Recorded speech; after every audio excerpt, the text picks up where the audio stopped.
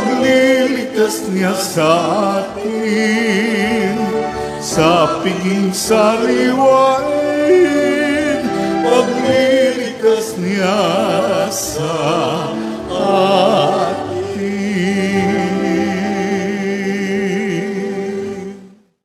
Sa ngalan ng Ama at ng Anak at ng Espiritu Santo, Amen. ang pagpapala ng ating Panginoong Hesukristo, ang pag-ibig ng Diyos Ama, at ang pakikipagkaisa ng Espiritu Santo naway sumainyong lahat. At sumaiyo rin. Tayo po ay nasa labing isang linggo ng karaniwang panahon at ating pong ginugunita at iniaalay ang misa nating ito para sa lahat ng mga ama. Happy Father's Day po sa lahat ng mga tatay na naririto at maging sa online. Mga kapatid, aminin natin ang ating mga kasalanan upang tayo'y maging marapat gumanap sa banal na pagdiriwang. Inaamin ko sa makapangyarihang Diyos at sa inyo mga kapatid na lubha akong nagkasala sa isip, salita at sa gawa at sa aking pagkukulang. Kaya isinasamo ko sa mahal na Birhen Maria, sa lahat ng mga anghel at mga banal, at sa inyo mga kapatid, na ako'y panalangin sa Panginoong ating Diyos. Kaawaan tayo ng makapangyarihang Diyos, patawarin tayo sa ating mga kasalanan, at patnubayan tayo sa buhay na walang hanggan. Amen.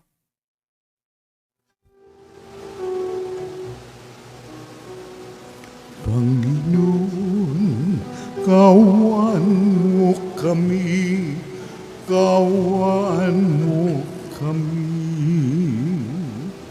Panginoon, kawan mo kami, kawan mo kami. Kristo, kawan mo kami, kawan mo kami. Kristo, kawan mo kami, kawan mo kami. Panginoon, kawan mo kami, kawan mo kami.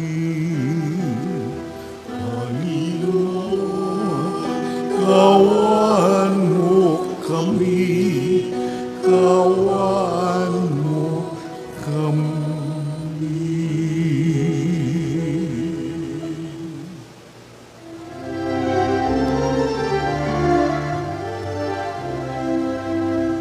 Luwalhati sa Diyos sa kaitaasan, halog sa lupa ay kapayapaan.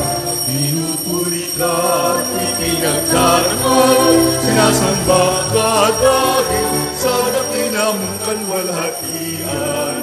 Panginoon naming Diyos natin ng langit, Amang makapangyarihan, Panginoong Jesucristo, Tungnanak ng Diyos, Kordero ng Ama, ikaw nag-aalis ng mga kasalanan ng sanlibutan. Tanggapin mo ang aming kahilingan, ikaw na nanulugdog sa kanan ng Ama.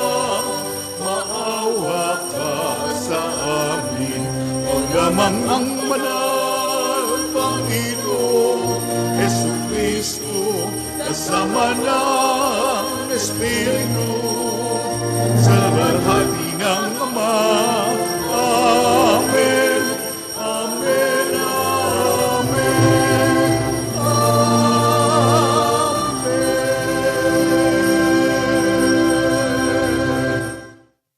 Manalangin tayo.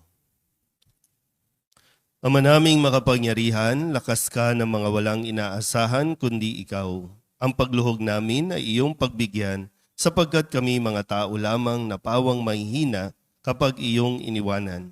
Kaya naman kami lagi mong tulungan upang sa pagtupad ng iyong mga kautusan, ikaw ay aming mabigyang kasiyahan sa aming iniisip at ginagawa araw-araw. Sa pamamagitan ni Jesucristo, kasama ng Espiritu Santo, magpasawalang hanggan. Amen. Umupo ang lahat. Inihan tulad ni Propeta Ezekiel sa paglago ng usbong ng Cedro ang pagbabalik ng Israel sa lupang pangako. Gagamitin din ni Jesus ang simbolong ito sa paglago ng paghahari ng Diyos sa ating piling. Pagbasa mula sa aklat ni Propeta Ezekiel. Ito nga ang ipinasasabi ng Panginoon. Kukuha ako ng isang usbong ng sedro at aking iaayos. Ang kukunin ko'y yaong pinakamura ng pinakamataas na sanga. Itatanim ko ito sa isang mataas na bundok, sa pinakamataas na bundok ng Israel, upang lumago at mamungang mabuti at maging isang kahangahangang sedro. Sa gayon, lahat ng uri ng hayop ay makapaninirahan sa ilalim nito. Ang mga ibon na may makapamumugad sa mga sanga nito.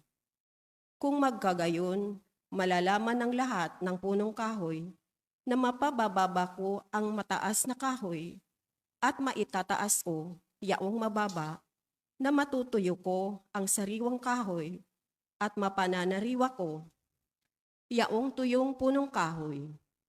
Akong Panginoon ang nagsasabi nito at ito'y gagawin ko. Ang salita ng Diyos. Salamat sa Diyos, salmong tugunan, totoong kalugod-lugod ang magpasalamat sa Diyos.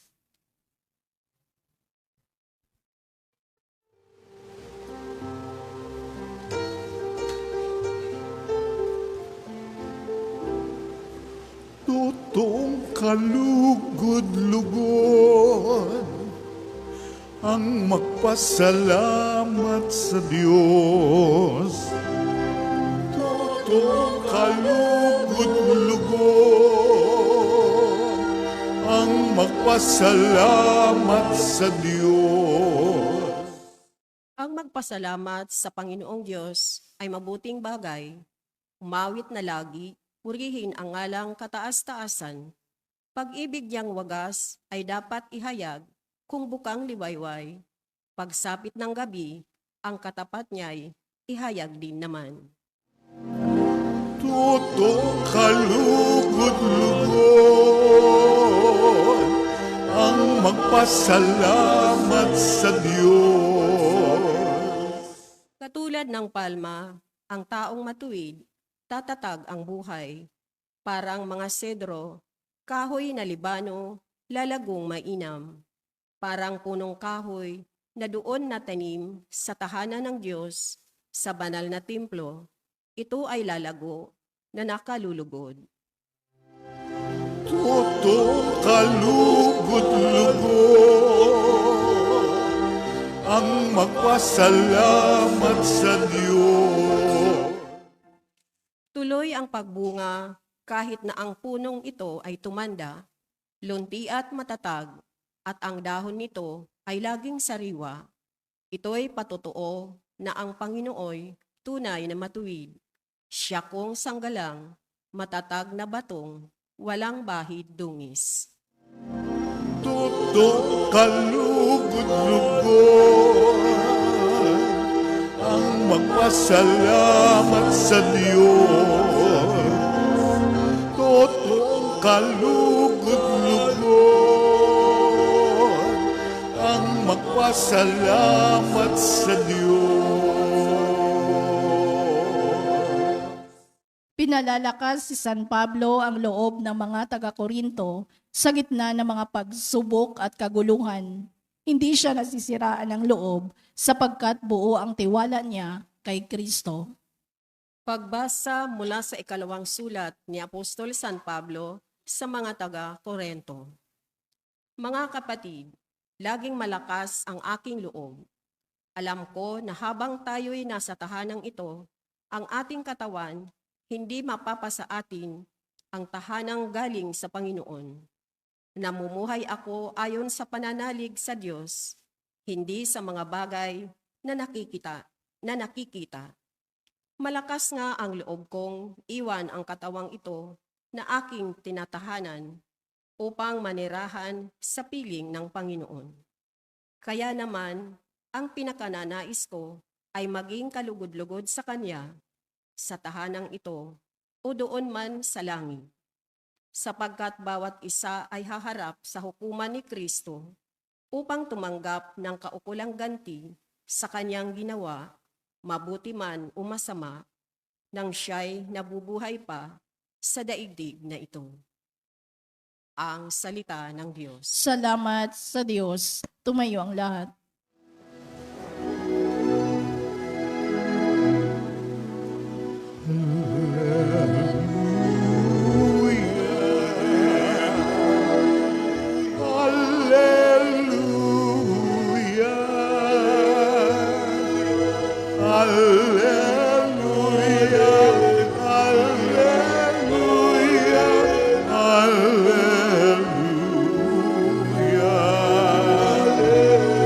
Salita ng Diyos ang buto na tanim ni Jesucristo upang tumubo sa tao. Alleluia, Alleluia.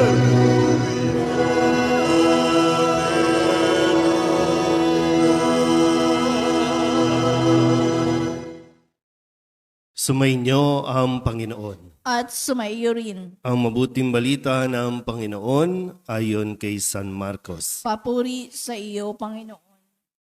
Noong panahong iyon, sinabi ni Jesus sa mga tao, ang paghahari ng Diyos ay maitutulad sa isang naghahasik ng binhi sa kanyang bukid. Pagkatapos niyon, magpapatuloy siya sa kanyang pang-araw-araw na gawain. Tutubo at lalago ang binhi nang hindi niya nalalaman kung paano. Ang lupa'y siyang nagpapasibol at nagpapabunga sa mga pananim. Usbong muna, sa kauhay na pagkatapos ay mahihitik sa mga butil. Pagkahinog ng mga butil, agad itong ipagagapas sapagkat dapat nang anihin. Sa ano natin iahambing ang paghahari ng Diyos? Sabi pa ni Jesus, anong talinghaga ang gagamitin natin upang ilarawan ito? Tulad ito ng butil ng mustasa na siyang pinakamaliit sa lahat ng binhi. Kapag natanim na at lumago, ito'y nagiging pinakamalaki sa lahat ng puno ng gulay. Nagkakasanga ito ng malalabay. Ano pat ang mga ibon ay nakapamumungad sa mga sanga nito. Ang salita'y ipinangaral ni Jesus sa kanila sa pamamagitan ng maraming talinghagang tulad nito, ayon sa makakaya nga na kanilang pangunawa. Hindi siya nangaral sa kanila ng hindi gumagamit ng talinghaga, ngunit ipinaliwanag niya ng sarilinan sa kanyang mga alagad ang lahat ng bagay. Ang mabuting balita ng Panginoon. Pinupuri ka namin, Panginoong Jesucristo. Isang magandang umaga po sa inyong lahat. Tayo po ay nasa 11 linggo sa karaniwang panahon. Kaya para sa inyo to mga tatay, no? Pakinggan natin ng mabuti itong halimbawa o aral na itinuturo sa atin ng ating Panginoong Jesus. Si Jesus po ay tinatawag nating anak. At ang anak ay may tinatawag na ama. Ang Panginoon. At sinabi din ni Jesus sa atin na makakatawag na rin tayo ng ama sa kanyang ama. Kaya nga meron tayong our Father, ama namin.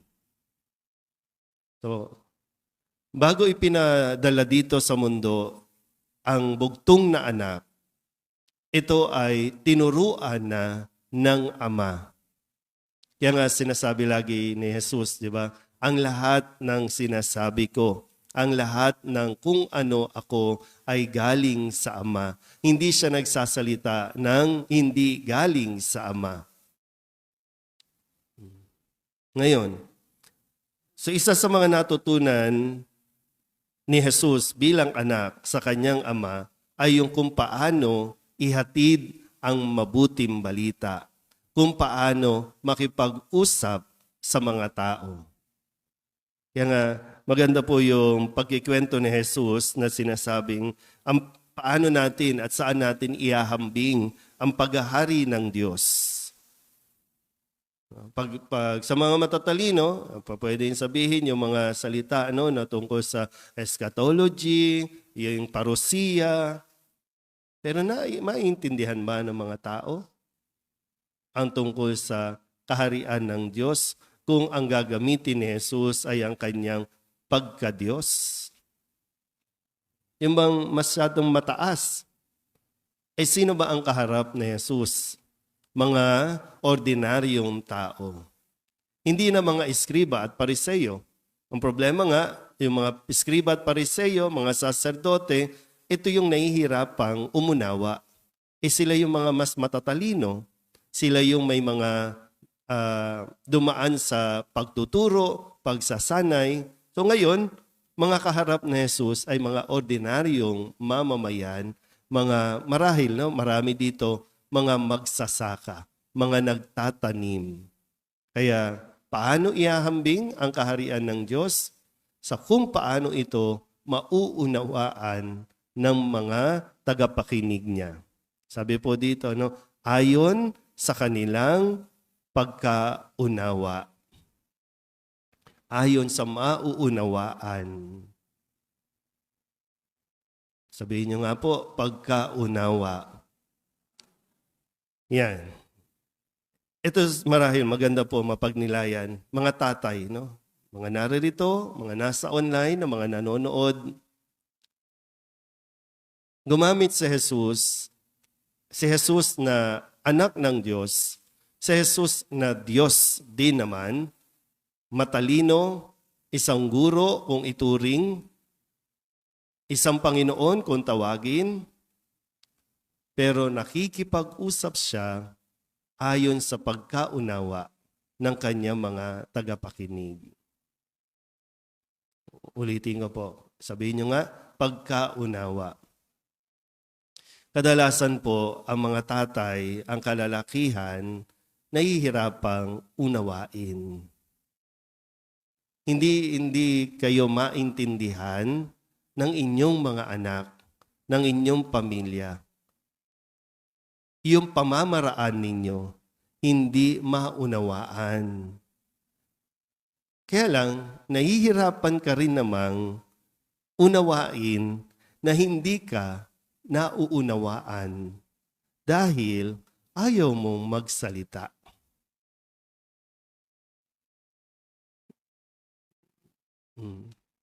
Tingnan mo yung mga nanay, salita ng salita, ang haba tuloy ng buhay. Kasi nag-e-express lagi. Hindi naman yan galit talaga. Hindi naman yan sa trip lang. Kundi kasi mahirap kimkimin yung nararamdaman. Hindi naiintindihan. Kaya mas maagang namamatay ang lalaki, di ba? Kasi gusto mong maunawaan ka, pero ayaw mong magsalita. Ayaw mong ipaunawa. O baka lang, kaya nga maganda matutunan natin kay Jesus yung tamang paggamit ng salita ayon sa estado. Kung bata yan, bata pa yung mga anak ninyo, pag-aralan mo paano ipauunawa sa iyong anak na bata pa, murang edad pa lang.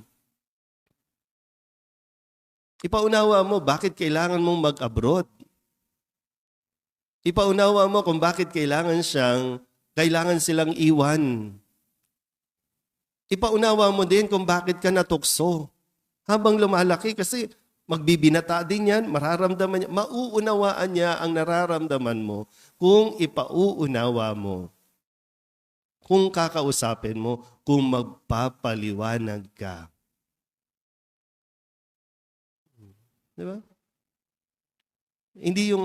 Hindi yung mag-exercise lang tayo ng authority. Ako ang tatay, ako ang ama, ako ang padre de pamilya dito. Manahimik kayo. Hindi authority ang kailangan natin, kundi yung tamang pagpapaunawa sa mga anak ng iyong saloobin, ng iyong gustong ituro sa iyong anak.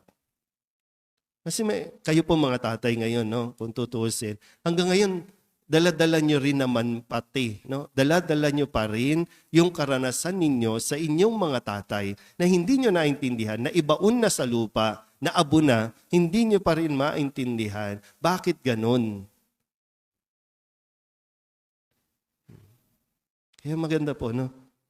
Si Jesus, sinikap niyang ipaunawa ang kaharian ng Diyos.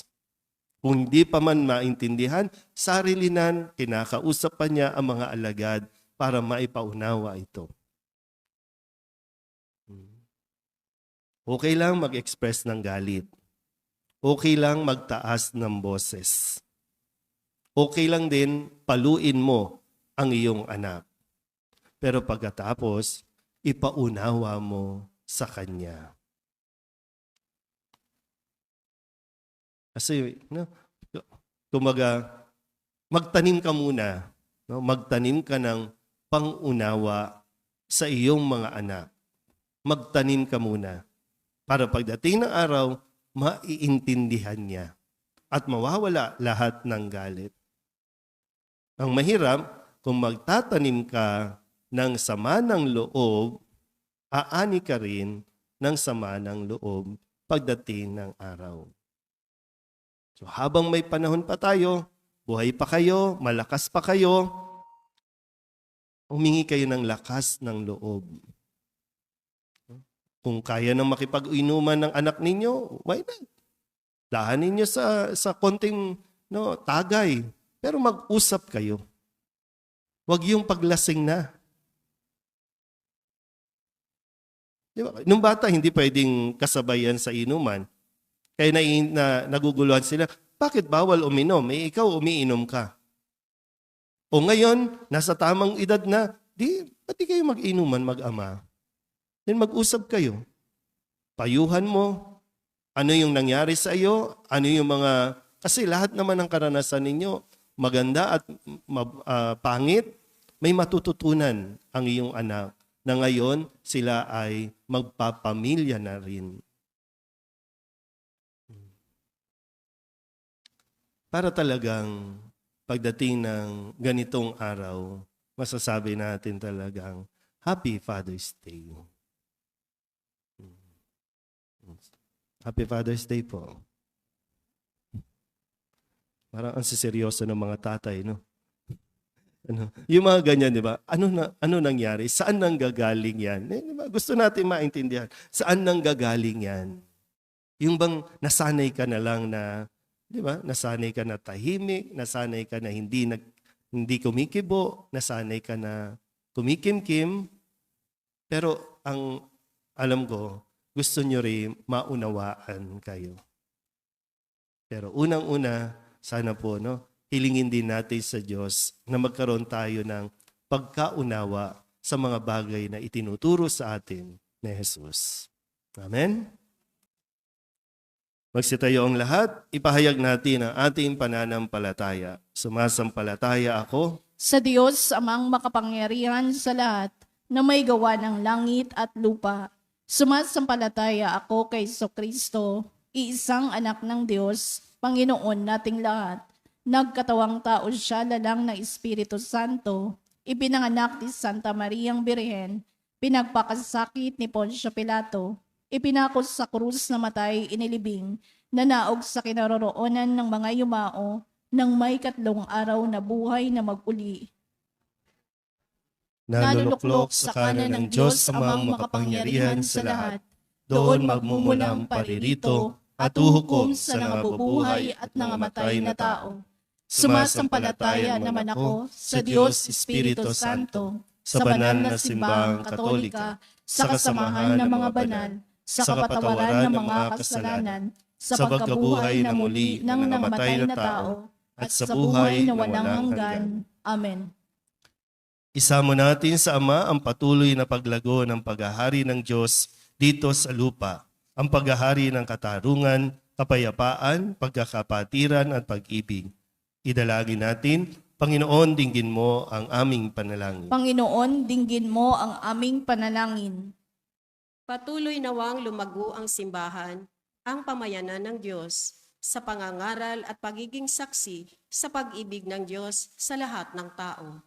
Manalangin tayo. Panginoon, dinggin mo ang aming panalangin. Lagi nawang maging masigasig ang mga pinuno ng simbahan sa kanilang pagsisikap na maitanim ang salita ng Diyos sa puso at isipan ng mga tao.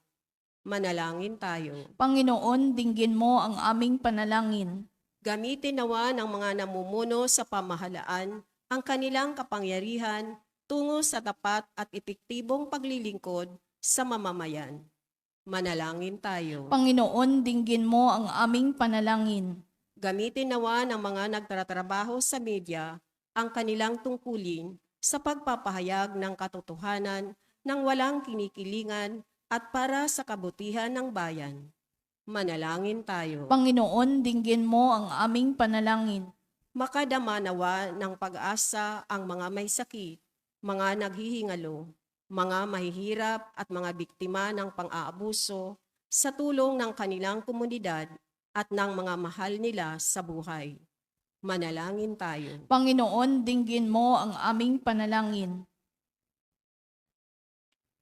Idulog din natin sa Panginoon ang ating mga personal na kahilingan at mga panalangin para sa ating mga pamilya, kasama din ang mga kahilingan ng mga nanonood sa online. Lahat ng mga misang pasasalamat, espesyal na intensyon, agarang paggaling ng mga may sakit, mga kaluluwa na iniling na ipagdasal sa misang ito, at lalong-lalo na para sa lahat ng mga tatay, sa lahat ng mga walang nakakaalala, at ang mga tatay na may pinagdaraanan, mga may sakit.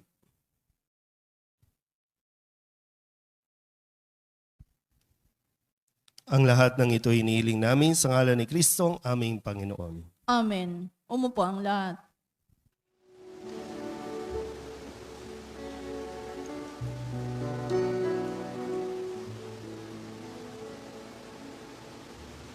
Panginoon, aming alay, itong alay at tinapay sa altar mo.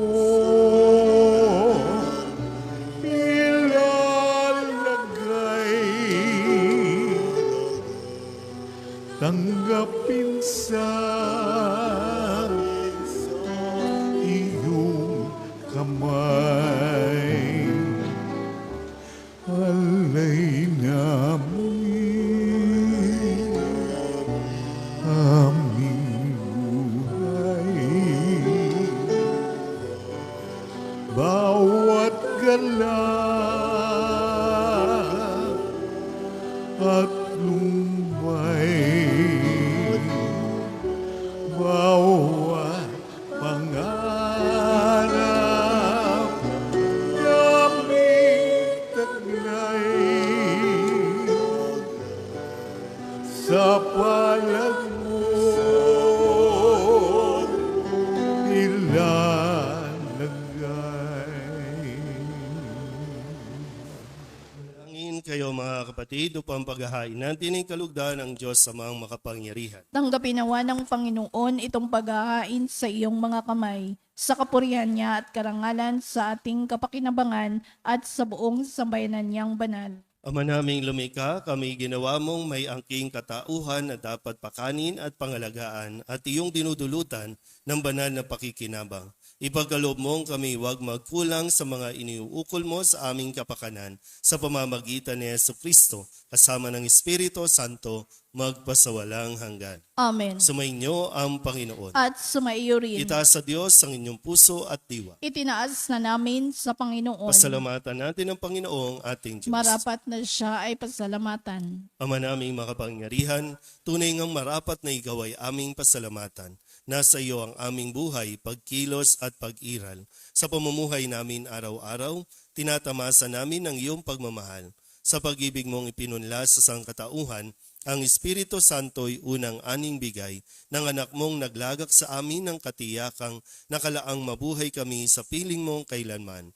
Kaya kaysa ng mga anghel na nagsisiawit ng papuri sa iyo, nang walang humpay sa kalangitan, kami nagbubunyi sa iyong kadakilaan.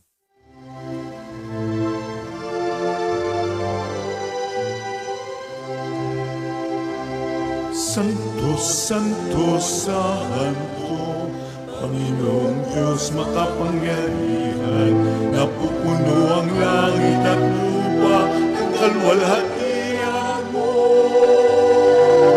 Hosana sa kaitaasan,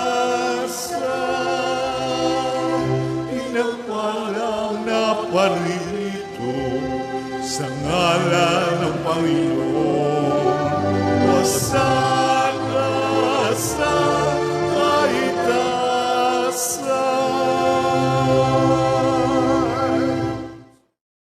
Ama naming banal, ikaw ang bukal ng tanang kabanalan.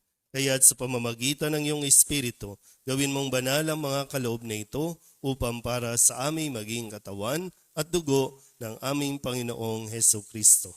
Bago niya pinagtiis ang kusang loob na maging handog, hinawakan niya ang tinapay, pinasalamatan kaniya, pinaghati-hati niya iyon, iniabot sa kanyang mga alagad at sinabi, "Tanggapin ninyong lahat ito at kanin, ito ang aking katawan na ihahandog para sa inyo."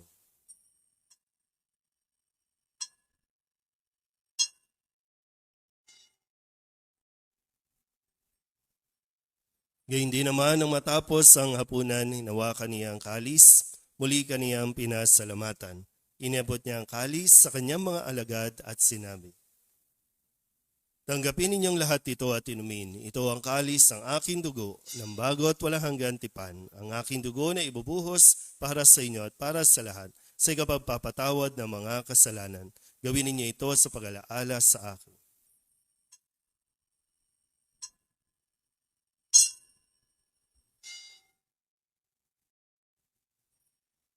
Ipagbunyi natin ang misteryo ng pananampalataya.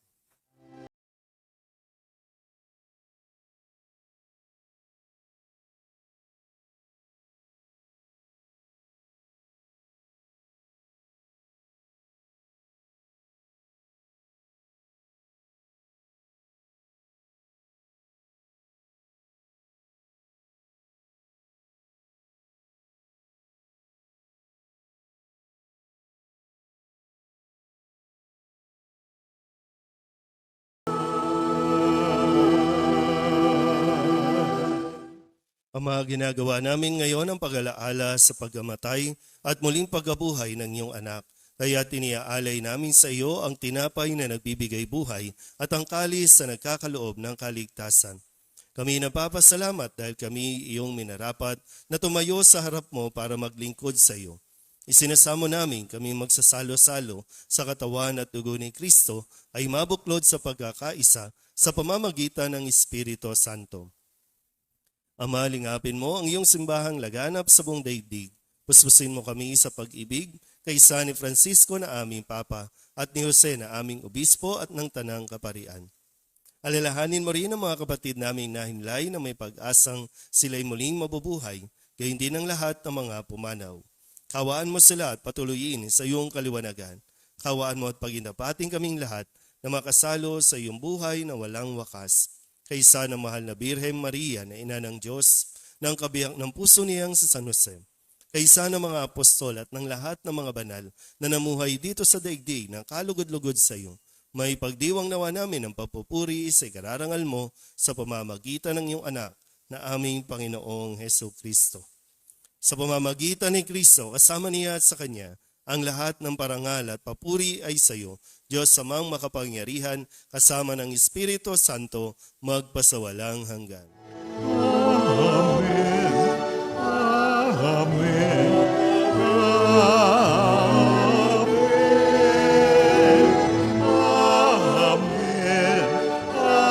Amen.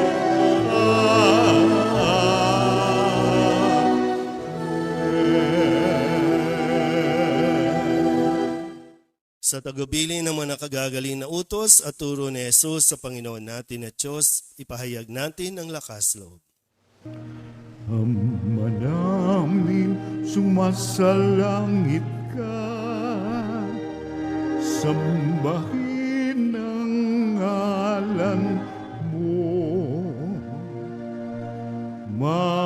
sa amin ang kaharian mo, sundin ang loob mo dito sa lupa para lang sa langit. Bigyan mo kami ngayon ng aming kakanin sa araw-araw, at patawarin mo kami sa aming mga sala para ng pagpapatawad namin sa nakakasala sa amin. At huwag mo kaming ipahintulot sa tukso, at diadya mo kami sa lahat ng masama.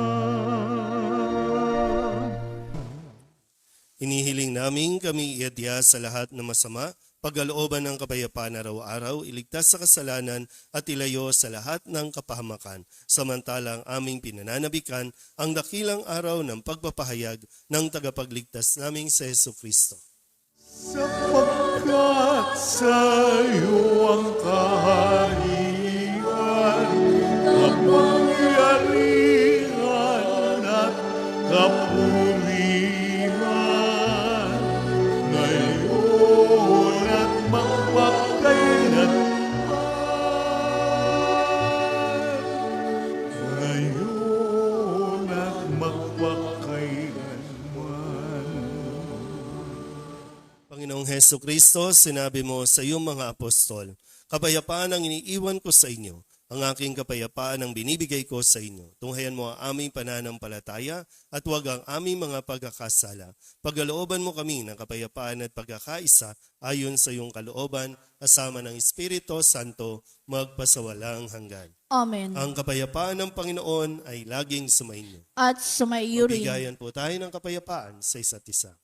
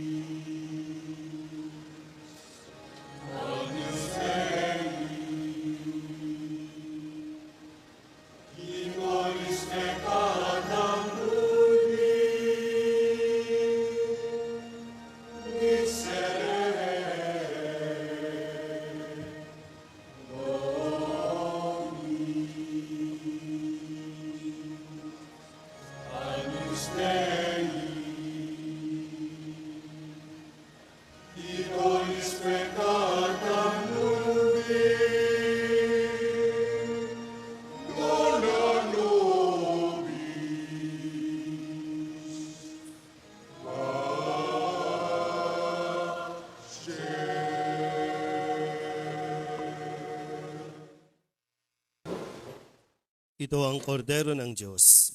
Ito ang nag-aalis ng kasalanan ng sanlibutan. Mapalad ang mga inaanyayahan sa kanyang piging.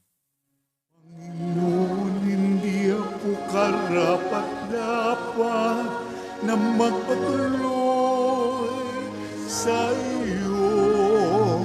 Ngunit sa isang salita mo lamang ay gagaling na ako. Katawan ni Kristo. Amen.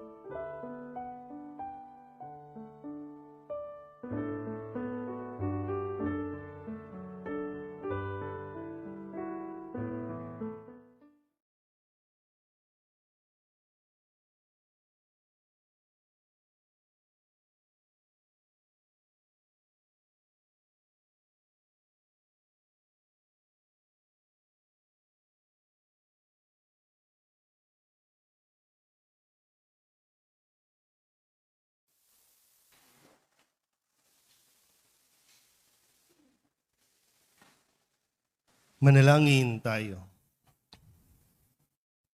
Ama naming mapagmahal, ang pinagsaluhan naming banal na pakikinabang na nagpapahiwatig ng iyong pakikiisa sa tanang naritong nakikipagdiwang ay magdulot nawa ng pagkakaisa sa iyong sambayanan sa pamamagitan ni Jesucristo kasama ng Espiritu Santo magpasawalang hanggan. Amen. Magsitayo na po ang lahat. Sumainyo ang Panginoon At sumaiyo rin. at papalain kayo ng makapangyarihang Diyos, Ama at Anak, Espiritu Santo. Amen. Tapos ang banal na misa, humayo tayo sa kapayapaan ni Kristo. Salamat sa Diyos. Magandang umaga po. Happy Father's Day. Happy Father's Day.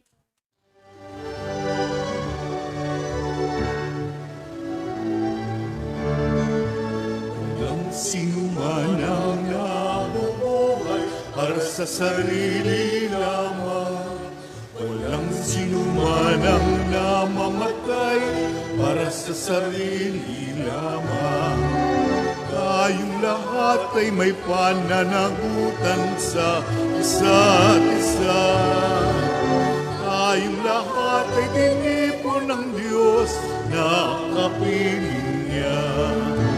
Sa ating pagmamahalan at paglilingkod sa kanino man, tayo ay nagdadala ng balita ng kalikasan. Tayong lahat ay may pananagutan sa isa't isa.